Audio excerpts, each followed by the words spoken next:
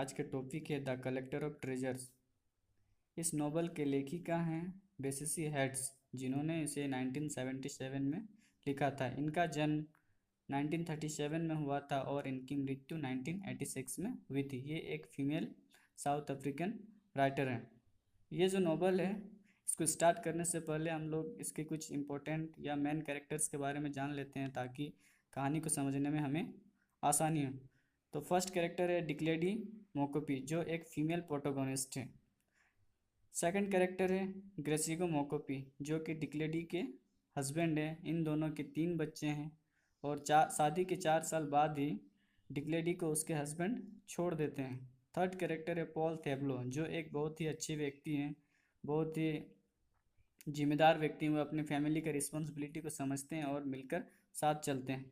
Fourth character है Penelope, जो कि पॉल्स थेब्लो की वाइफ है। ये अपने अच्छे बिहेवियर की वजह से बहुत ज़्यादा पॉपुलर है, फेमस है। ये डिक्लेडी की बहुत ज़्यादा मात्रा में हेल्प भी करती है। और फिफ्थ कैरेक्टर है किबोनी, जो एक औरत है। वो ऑलरेडी जेल में होती है, सज़ा काट रही होती है किसी क्राइम की वजह से। तो चलिए कहानी को शुरू करते हैं। कहानी को 3 हिस्से में बांटा गया है। पहला हिस्सा है कि डिक्लेडी जो प्रोटागोनिस्ट होती है, उसको पुलिस के द्वारा जेल ले जाया जाता है। और दूसरा हिस्सा है कि वो जेल जाने के बाद वहाँ पे सोचती है। दो प्रकार के व्यक्ति जो हमारे सोसाइटी में होते हैं, एक वैसे व्यक्ति जो सिर्फ औरतों को प्लेजर की वस्तु मानते हैं, उनका कोई वैल्यू नहीं करते हैं, उनका कोई सम्मान नहीं करते हैं। और एक वैसे व्यक्ति जो औरतों का सम्मान करते हैं, अपने रिस्पॉन्सिबिलिटी को समझते हैं। और इस कहानी का तीसरा हिस्सा है कि वो अपनी दोस्त किबोनी को बताती है कि वो जेल किस कारण से आई है, किस क्राइम की वजह से वो जेल में सज़ा काट रही है। तो कहानी शुरू करते हैं कि डिक्लेडी जो है वो कुछ क्राइम करती है, जिस वजह से उसके घर पुलिस आती है और उसे अरेस्ट कर लेती है और एक वैन में बैठा कर उसे जेल ले जाती है। वहाँ पहुँचने के बाद उसे बहुत ज़्यादा मात्रा में अकेला अकेला सा महसूस होता है, क्योंकि वहाँ और भी औरतें रहती है जो विभिन्न क्राइम के लिए, अलग अलग क्राइम के लिए सज़ा काट रही होती है। परंतु उसे पता चलता है कि किबोनी एक ऐसी औरत है जो सेम क्राइम के लिए वो भी सज़ा काट रही है। वह जब किबोनी से मिलती है, उससे फ्रेंडशिप होता है, तो उसे बहुत ज़्यादा मात्रा में अच्छा लगता है। उसे जेल में कुछ अच्छा महसूस होने लगता है। किबोनी बताती है कि उसके जो हस्बैंड थे वो उसे बिल्कुल भी अच्छा नहीं करते थे, मतलब उसके साथ अच्छा बर्ताव नहीं रखते थे।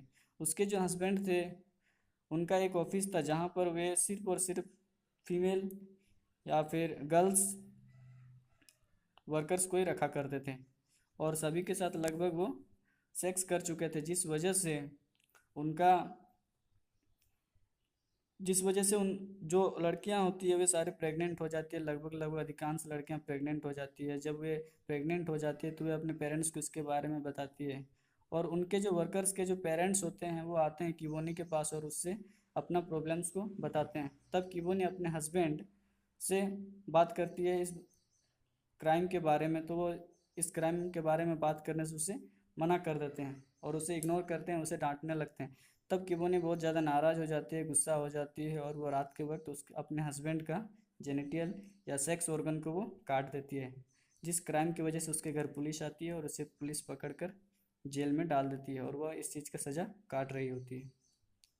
चूँकि डिक्लेडी जेल में रहती है तो रहते रहते उसे बहुत सारा चीज़ वहाँ के बारे में जानने को मिलता है, किस तरीके से खाना है, किस तरीके से रहना है, किस किस तरीके से काम करवाया जाता है। जैसे कि पुरुषों को लकड़ी का काम, जूते बनाने का काम, ये सारा काम दिया जाता है, जबकि औरतों को कपड़े बनाना, बुनना, सिलाई करना, इन सारे कामों के बारे में बताया जाता है, ताकि उन्हें ये काम तथा उनसे ये काम करवाया भी जाता है। तो जो डिक्लेडी होती है, चार शादी के 4 साल बाद ही उसके हस्बैंड उसे छोड़ देते हैं, जिस कारण उसे घर के सारे काम लगभग लगभग बहुत अच्छी तरीके से आता है। उसके 3 बच्चे थे, तो किबोनी कहती है कि अगर यदि तुम यहाँ पर इन सारे कामों में, जैसे कि कपड़ा बुनना, सिलाई करना, इन सारे कामों को अगर यदि तुम अच्छे तरीके से करती हो और अगर बनाकर बाहर भेजती हो, तो तुम्हारे बच्चे इसे बेचकर उससे पैसे कमाकर अपना जीवन यापन अच्छे से कर सकते हैं। इसलिए तुम्हें इन सब कामों में ध्यान देना चाहिए। इसके बाद जो डिक्लेडी है वो कहती है कि हमारे सोसाइटी में 2 प्रकार के व्यक्ति हैं। एक वैसे प्रकार के व्यक्ति जो औरतों को सिर्फ और सिर्फ प्लेजर का वस्तु मानते हैं, मतलब भोग का वस्तु मानते हैं, उनका कोई सम्मान नहीं करते हैं, उनका कोई इज्जत नहीं करते हैं। जैसे कि उनके हस्बैंड, वो कहते हैं कि उनके जो हस्बैंड है वो अपने परिवार का बिल्कुल भी जिम्मेदारी नहीं लेते हैं। पहले तो उनके हस्बैंड का, डिक्लेडी के हस्बैंड का पेमेंट कम था, अब तो उनका पेमेंट बढ़ भी गया है, फिर भी वो बिल्कुल भी पैसे खर्च नहीं करते अपने परिवार की ज़रूरतों को पूरा करने में। इस पर जो डिक्लेडी है वो बहुत ज़्यादा नाराज़ हो जाती है, गुस्सा हो जाती है, लेकिन फिर भी वो कुछ कर नहीं पाती है। और दूसरा टाइप के व्यक्ति जो होते हैं, पॉल थेब्लो जैसे, जो उसके बगल में रहने को आते हैं, मतलब डिक्लेडी के घर के बगल में रहने को आते हैं, वो एक बहुत ही अच्छे व्यक्ति होते हैं, उनका बिहेवियर बहुत अच्छा होता है। धीरे धीरे डिक्लेडी के साथ उनका दोस्ती हो जाता है। इस पर डिक्लेडी के जो हस्बैंड है वो बिल्कुल भी पसंद नहीं करते थे। वो ऐसा सोचते थे कि डिक्लेडी का कोई चक्कर पॉल थेब्लो के साथ चल रहा है। इस बात से उसके जो हस्बैंड रहते थे डिक्लेडी के, वो हमेशा नाराज रहा करते थे, परंतु ऐसा कोई भी संबंध दोनों के बीच में नहीं था।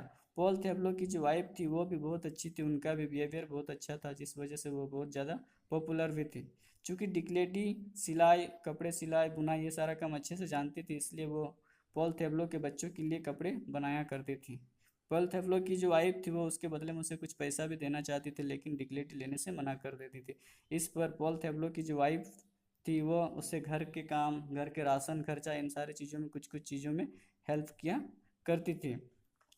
इसके साथ पॉल थेफ्लो की जो वाइफ थी वो डिक्लेटी को कहती थी कि अगर यदि तुम्हें इन सारी चीज़ों से प्रॉब्लम है तो तुम अपने हस्बैंड को छोड़ क्यों नहीं देती है, तुम अकेले ही अपना जीवन यापन क्यों नहीं करती है। इस पर डिक्लेटी कहती है कि मैं अभी वर्तमान में अकेले ही ठीक हूँ।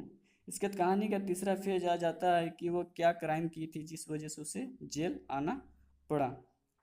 तो लेखिका जो प्रोटोगोनिस्ट है हमारी, वो बताती है कि 4 साल में जब उसके हस्बैंड उसे छोड़ चुके थे तब वो अपने परिवार को अच्छे तरीके से संभालना सीख गई थी, परंतु कुछ दिनों के बाद, मतलब 4 साल के बाद, उसके हस्बैंड कुछ फिर वापस आते हैं और कहते हैं कि मैं शाम को आ रहा हूँ, तुम मेरे लिए खाना बना के तैयार रखना।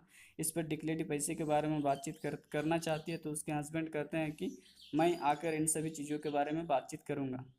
तो फिर वो खाना बनाती है, तैयार करती है, उनका वेट करती है। जब वो शाम में आ जाते हैं उसके हस्बैंड ग्रेसिगो डिक्लेडी के पास, तो खाना खाने के बाद डिक्लेडी ग्रेसिगो से बात करना चाहती है कि पैसे के बारे में, ताकि अपने परिवार को अच्छे तरीके से चलाया जा सके।